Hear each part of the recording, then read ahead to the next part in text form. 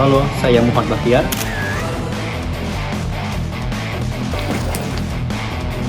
Halo, saya Muhammad Al-Faridi. Halo, saya Nanda Octavia. Halo, saya Fatir Wirakata.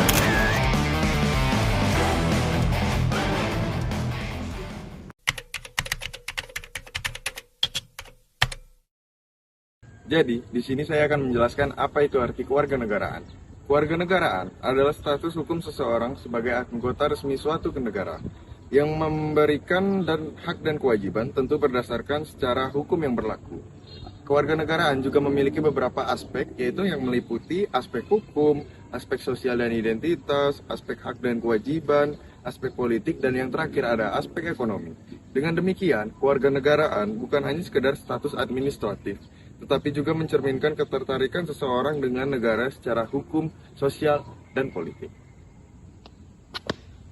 Terus, mengenai kewarganegaraan, kita diatur dalam dua asas, yaitu asas ius sanguinis dan ius soli. Ius sanguinis adalah asas kewarganegaraan yang diperoleh berdasarkan keturunan mereka atau berdasarkan orang tua mereka. Sedangkan ius soli adalah asas berdasarkan tempat lahir mereka. Contohnya apa ya? Pada asas ius sanguinis diterapkan di Amerika, yang mana di Amerika itu menerapkan asas yang ditujukan kewarganegaraannya berdasarkan kelahiran orang tuanya atau berdasarkan keturunan orang tua mereka. Sedangkan di Indonesia itu menerapkan dua asas, yaitu asas ius sanguinis dan ius soli. Jadi kedua asas tersebut berlaku di Indonesia. Hal tersebut diatur dalam Undang-Undang Negara Republik Indonesia Nomor 12 Tahun 2006. Bang. Ya? Mau nambahin dong, Bang? Oh, boleh. Tentang apa, Bang? Kewarganegaraan ya? Boleh dong, Bang. Tambahin dulu. Selanjutnya itu ada cara mendapatkan kewarganegaraan. Cara mendapatkan kewarganegaraan dapat dilakukan dengan beberapa hal. Seperti yang pertama, yaitu adalah dengan kelahiran. Anak yang lahir di suatu negara tersebut otomatis mendapatkan suatu kenegaraan ataupun kewarganegaraan tersebut. Dan selanjutnya adalah orang tua yang menikah ataupun anak yang lahir dari orang tua tersebut. Seperti halnya orang Indonesia yang menikah dengan orang Jerman. Otomatis kedua orang tersebut dapat memilih ingin mendapatkan kewarganegaraan dari negara yang mana. Dan juga anak tersebut mendapatkan kewarganegaraan dari orang tua mereka tersebut. Selanjutnya adalah naturalisasi. Naturalisasi ini adalah orang yang mendapatkan kewarganegaraan dengan cara-cara tertentu dan dapat diurus dan melalui proses yang panjang. Selanjutnya adalah memperoleh kewarganegaraan melalui status khusus. Hal ini dapat dilakukan oleh seseorang yang mempunyai suatu keahlian ataupun suatu kemampuan di bidang tertentu. Seperti halnya negara yang butuh profesi pada suatu bidang tertentu, orang tersebut dapat untuk melakukan proses ataupun persyaratan untuk menjadi warga negara tersebut. Itu tadi beberapa cara mendapatkan kewarganegaraan. Yang ketiga, kita akan membahas tentang kehilangan kewarganegaraan. Merujuk pada kondisi seseorang kehilangan status hukum kewarganegaraan mereka dalam suatu negara. Hal ini mempengaruhi langkah-langkah mereka dalam hak-hak dan kewajiban mereka dalam individu dalam suatu negara.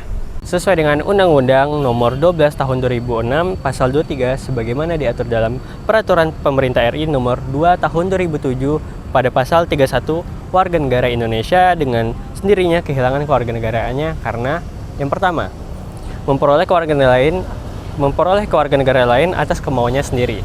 Yang kedua, tidak menolak atau tidak melepaskan kewarganegaraan lain, sedangkan orang yang bersangkutan mendapat kesempatan untuk itu.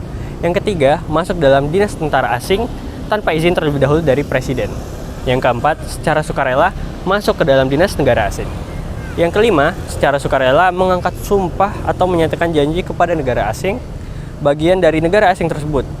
Yang keenam, tidak diwajibkan tetapi turut serta dalam memilih sesuatu yang bersifat ketatanegaraan untuk sesuatu negara asing. Yang ketujuh, memiliki paspor atau surat yang bersifat paspor dari negara asing. Yang kedelapan, bertempat tinggal di luar wilayah RI selama 5 tahun.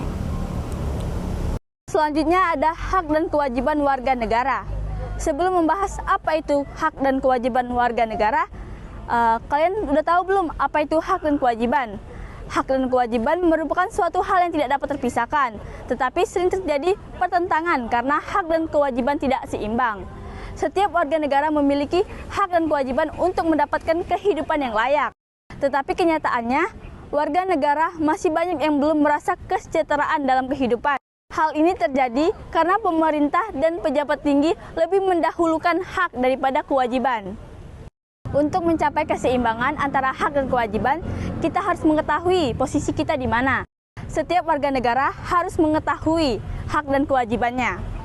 Hak warga Indonesia tercantum pada pasal 27 sampai dengan pasal 28 Undang-Undang Dasar 1945. Yang pertama itu ada hak pekerjaan dan hak hidup layak yang berada di pasal 27 ayat 2. Selanjutnya ada hak hidup dan mempertahankan hidup di pasal 28A. Ada juga hak untuk membentuk keluarga dan memiliki keturunan yang sah di pasal 28B ayat 1. Hak atas kelangsungan hidup di pasal 28B ayat 2. Hak untuk mengembangkan diri di pasal 28C ayat 1. Hak untuk memajukan diri di pasal 28C ayat 2.